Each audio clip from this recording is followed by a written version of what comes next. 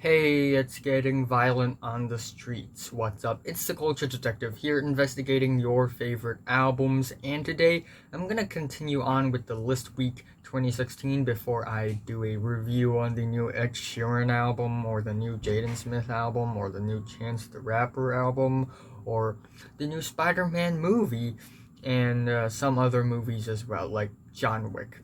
Uh, let's talk about the top 15 worst albums of 2016. Actually, I have enough albums to make a top 20, but I'm just gonna keep it 15. Okay, so let's start off with the Desiignerable mentions first. Albums that I think are terrible, but it doesn't really deserve to end up in the list. We have Meghan Trainor with Thank You, which isn't a really bland pop album. It tries to be colorful, it tries to be fun and energetic, but all it ends up is annoying and obnoxious. And there's only like two songs that's catchy on the album, and every other song is pretty repetitive and obnoxious. And then up next, we have Little Mix with Glory Days, which suffers from pretty much the same problems, except it's even more washed out, even more watered down, even more dumbed down and hard to listen to. And then we have Meshuggah with The Violent Sleep of Reason. This album is a metal album that sounds incredibly unoriginal. It sounds incredibly redundant and repetitive, like guitar riffs literally being repeated over and over and over and over again without any progression. And it's just really exhausting to go through one album because it's just a really boring metal album. And then after that, oh man, I really, really want to like this album. And Post Malone, I like the guy. I think he's a really down-to-earth, funny person. And Post Malone's latest album, Beer Bongs and Bentleys, is legitimately good. I actually enjoyed that album. But Stoney gives off a different vibe. It's way more boring, way more washed down, way more watered down than Beer Bongs and Bentleys. It's basically a set of really drab and aimless hip-hop flavored pop songs and R&B songs that do not really progress anywhere. There's nothing all that strange or unique about this album. Everything that this album adds up to is basically pretty boring and uninspired, and it's just kind of boring.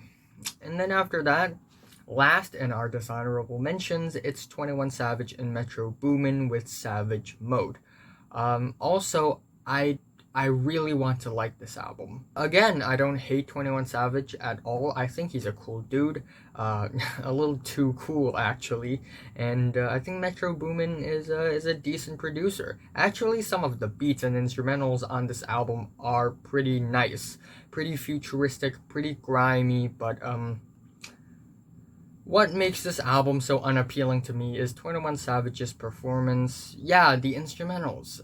They can be kind of sleepy and boring and drab sometimes, and they do kind of make the music very sleepy, but it's 21 Savage's delivery and flow which makes this album sound really hard to digest and hard to enjoy, because 21 Savage is known for his very low-key, cold-blooded, unenergetic, dead in the inside flow and performance. And I mean, yeah, on tracks like Rockstar and Ghostface Killers, he makes good use of that special delivery to spit some cold-blooded, chill rap verses.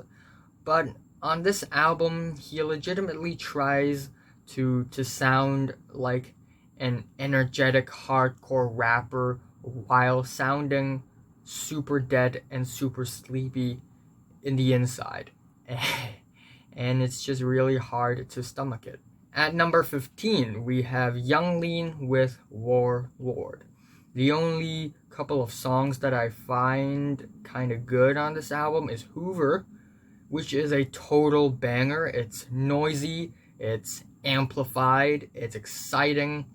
And Kyoto, which is not great, but it's still decent. It's pretty sweet in the ears, and it's pretty nice. But everything else about this album is just very drab and boring and sleepy. Again, it's basically a hip-hop album, but there's nothing too hip-hop about it. But yeah, that being said, there are a handful of tracks on this album where Young Lean sounds like he's high out of his mind, and he's not even in the right, I guess, state of mind when he's performing these songs. He's just not giving a shit about how his song sounds anymore, because I mean, the beats are sloppy, the instrumentals are really sloppy and sleepy and boring and drab, and the performances are and at number 14, it's another Blink 182 album, California. Yeah, it's not that they're too old for this shit, because Weezer pulled off the White Album and it's amazing. It's that they sound too old for this shit.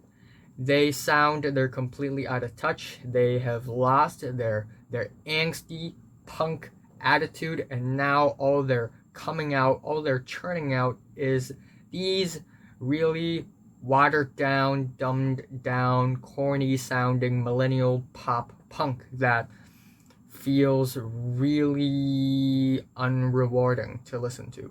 The only thing that feels kind of raw and primal and energetic about this album is Travis Barker's drumming, but everything else sounds super synthetic, super artificial. The vocals are robot vocals. They are not alive at all. There are tracks on the album where they try to sound super energetic, where they try to go super hard, but it just falls completely flat, and it just ends up sounding cringy. And I need to go to school later, so maybe I'll resume the video sometime soon. But before we do that, at number 13, A$AP Ferg, Always Strive and Prosper. I mean, by no means is A$AP Ferg a talentless rapper, but geez, this album is a mess. It's a big fucking mess. Oh my gosh, where do I even start? I mean, there are a couple of good tracks here and there, like the track Psycho. I love the very moody instrumentations and the wild performance.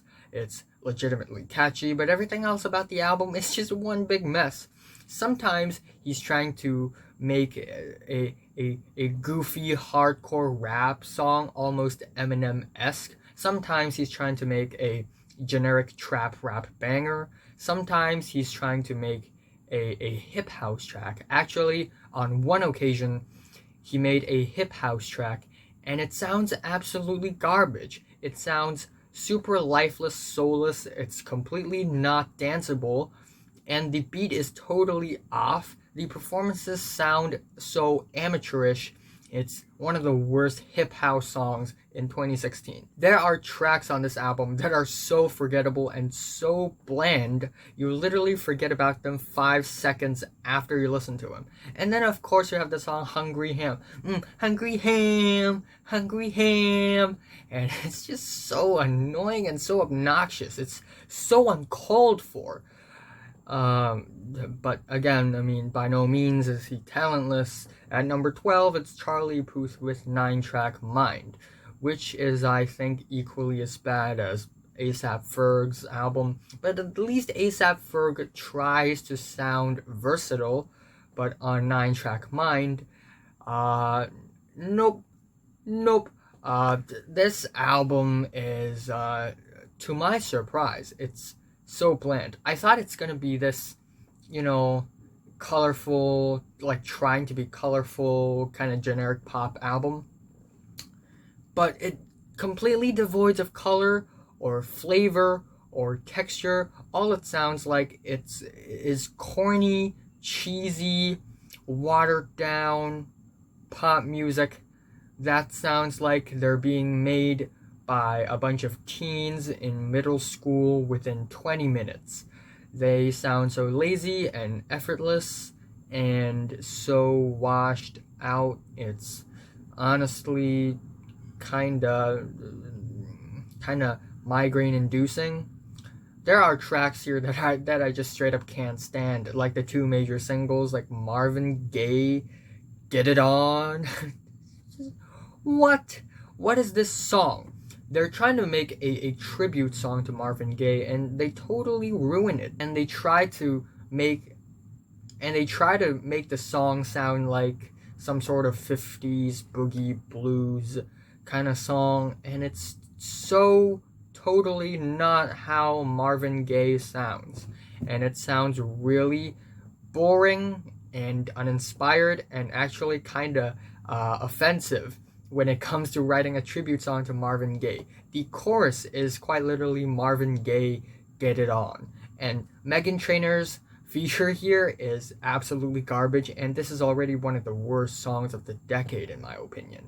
And then, of course, we have "We Don't Talk Anymore" featuring Selena Gomez, and it's another really washed out, bland, boring, lifeless pop song where he basically whines about not talking to a person he likes.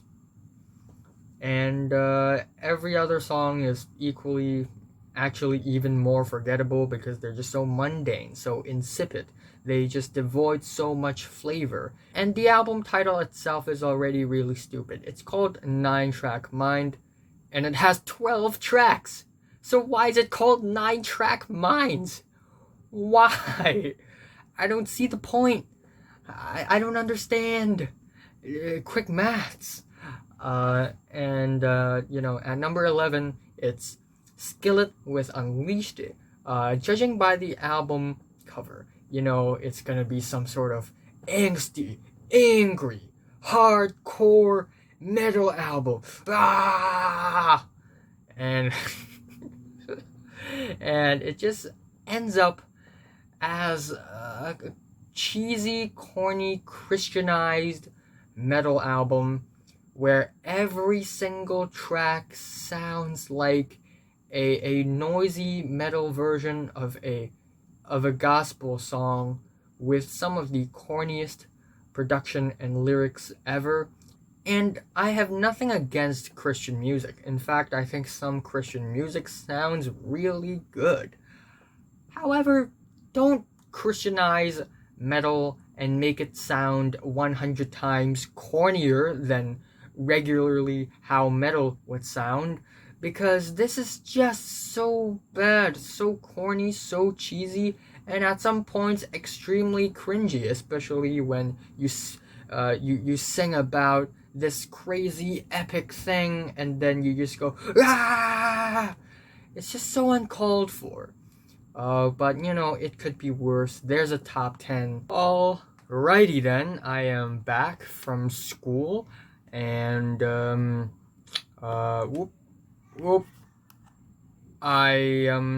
was just gonna wait it out. We have a guest in our apartment today. I was just gonna wait it out until they return home. But I gotta watch a movie later, so let's do this. At number 10, it's Tove, Lady Wood. This album, originally I don't even hate it that much, but because it is essentially a pop album that's just super bland, super generic, super millennial, and not in a colorful or flavorful way whatsoever. But what's truly making this album stunning are the lyrics. First off, right off the bat, we have the title track, Lady Wood. I thought it's gonna be about, being a woman, like, in the woods, like, feeling alone, isolated, or wood. So, you'd expect her to talk about feeling kind of emotionless, maybe a little bit apathetic towards love. But Ladywood is actually about having a boner. Yeah, the wood in Ladywood actually means boner, but since Tove is a woman, so it's Ladywood. She's having a Ladywood. and according to this album, every single man on this planet are walking fuck machines. Like, I know you're horny, okay? I know you like sex, okay? But this is too far gone. This is straight up delusional, even.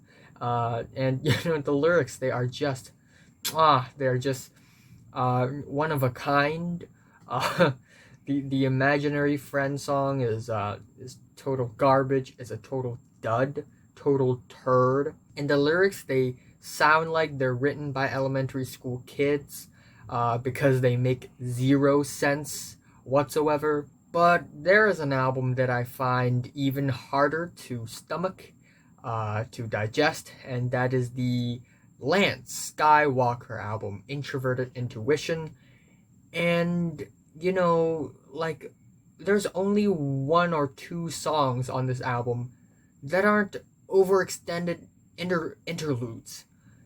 Yeah, this album sounds so vapid, it sounds so scant, and it's not even like a hip-hop album, not even pop, kind of R&B. You can call it R&B, but really what it is kind of in between all three of these genres, while not being all three of the genres at the same time.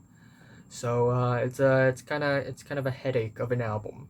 And at number 8, I feel really, really bad for putting this album on this spot, but I just really didn't enjoy the album, and I respect the artist, of course, and I'm sad that he passed away. It's Lil Peep with Hellboy. So, emo trap flavored R&B artist Lil Peep comes out with Hellboy, and it's supposed to be this really sad, everything's fucked up, like society kind of album. And all it really ends up is something that's unexpectedly flat, shallow, and really, really hard to stomach, because it sounds so abrasive, but not in the experimental way. It sounds abrasive in a bad production kind of way. And again, I respect him, and I feel sorry for him and for his family and friends and fans, but this album is just, oh my gosh, it's just a big train wreck of a mess. And then up next at number 7, it's 6 Feet Under with Graveyard Classics for The Number of the Priest. Graveyard Classics. What? And on the album, they're covering songs from legendary bands such as Iron Maiden and Judas Priest, and they're kind of turning their songs into songs that are somewhat more death metal-esque, except, oh my gosh, these are some of the worst metal covers I've ever heard. The guitar riffs, they're so poorly performed. The drums, they're super drab. They're totally ruining every single song they're covering. And the worst offender of all are the vocals. The vocals, they are just the vocals are literally Cookie Monster vocals. Cookie Monster from Sesame Street. I want to eat cookies. And an album even worse than that. There's Desiigner with New English.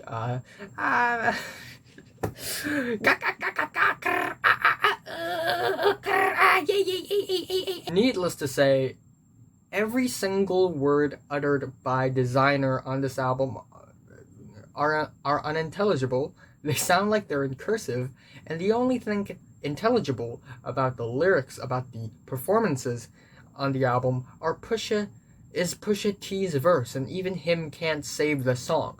The beats, they are generic, they are redundant, they are annoying, and the only reason why that this album feels so drab and uninspired is because it's rushed. It's rushed after Kanye West dropped The Life of Pablo, remixing Desiigner's Panda before Desiigner even dropped his album. Of course, Desiigner's like, he's in a rush. He's like, I gotta drop an album.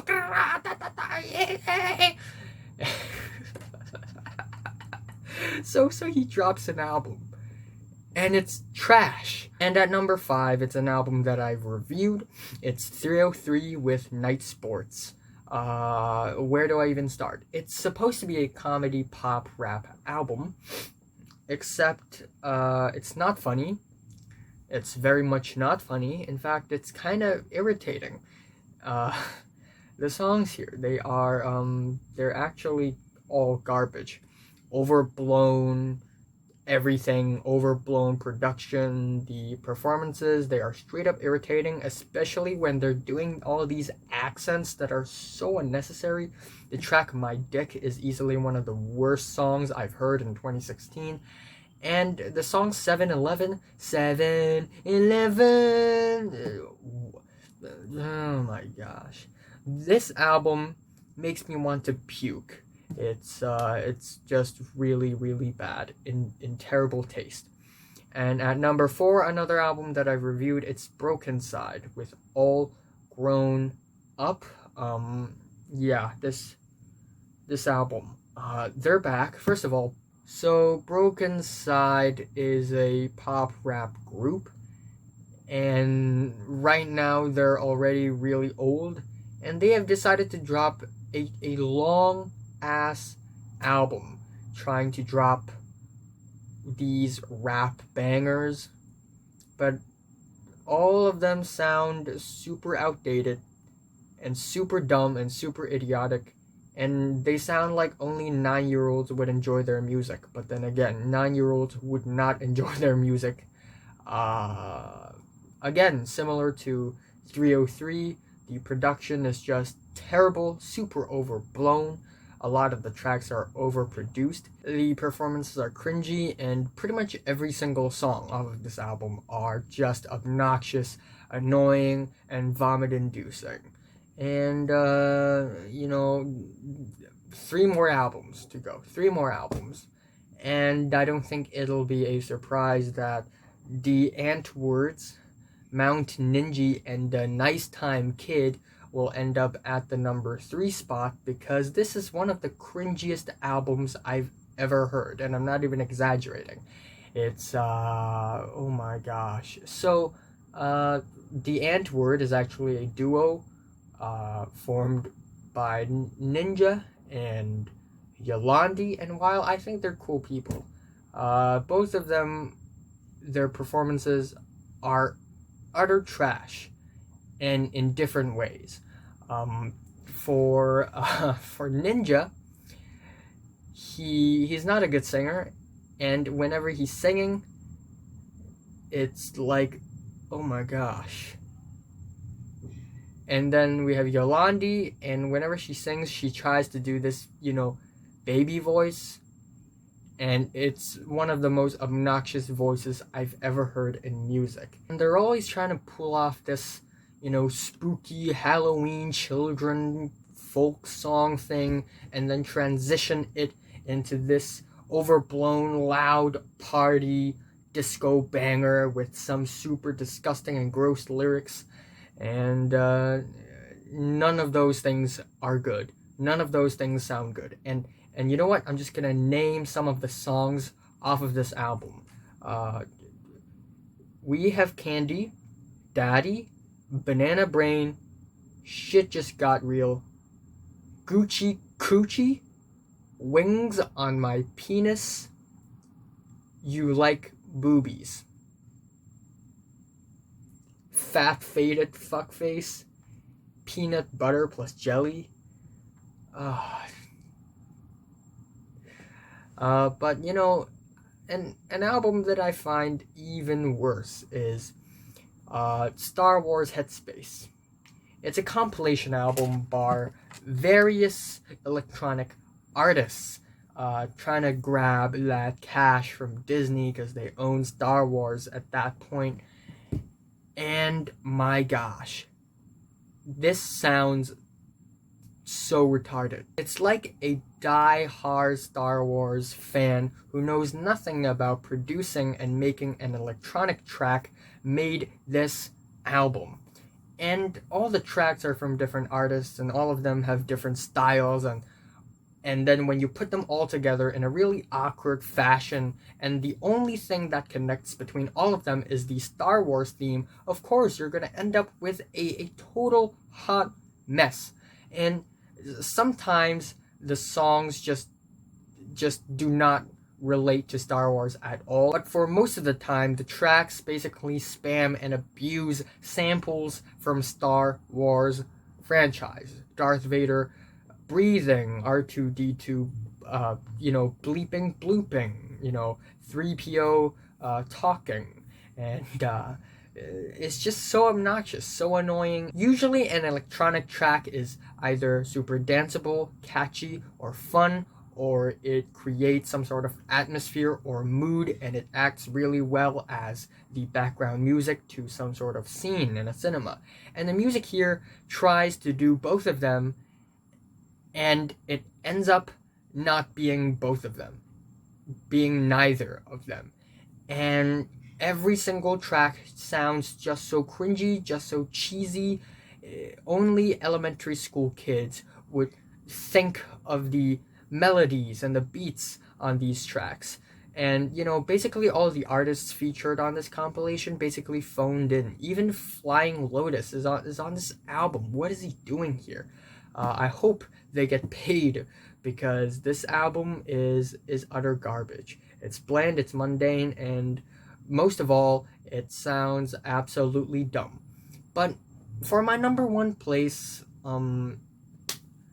my gosh, my number one worst album of 2016 is way worse than any of the other albums I've mentioned in the video so far.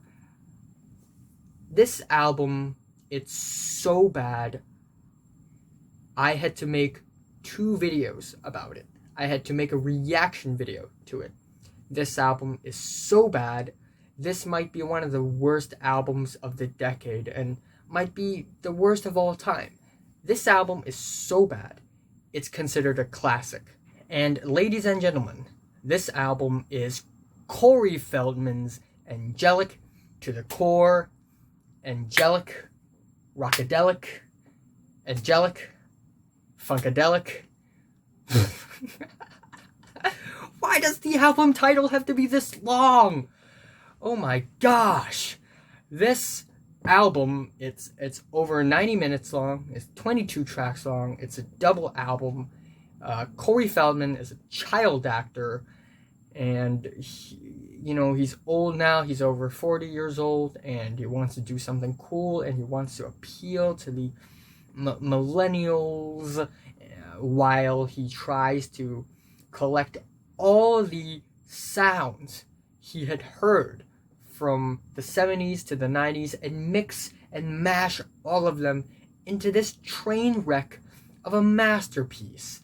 This album, like every single track, is atrocious. They are just, they can out bad any other tracks I've heard in 2016. Every single one of them are just so bad. Even the best track, which I think is Mercy, is a blatant The Weeknd ripoff, and it still sounds absolute garbage. Oh my gosh, where do I even begin? Where do I even begin talking about this album? Let's start off with the obvious. Corey Feldman, his performance is truly one of a kind, nothing like I've ever heard before. He tries to sound like a millennial pop star and Michael Jackson at the same time, and he sounds like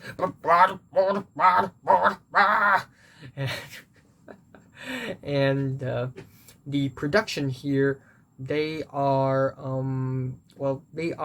abrasive and rough around the edges, and that's just an understatement. It's like 4 layers of random noise over one another, and it's not even like in an atmospheric way, in a visceral way, like you're listening to some sort of noise punk band, but in a total shit way. Yes, poop.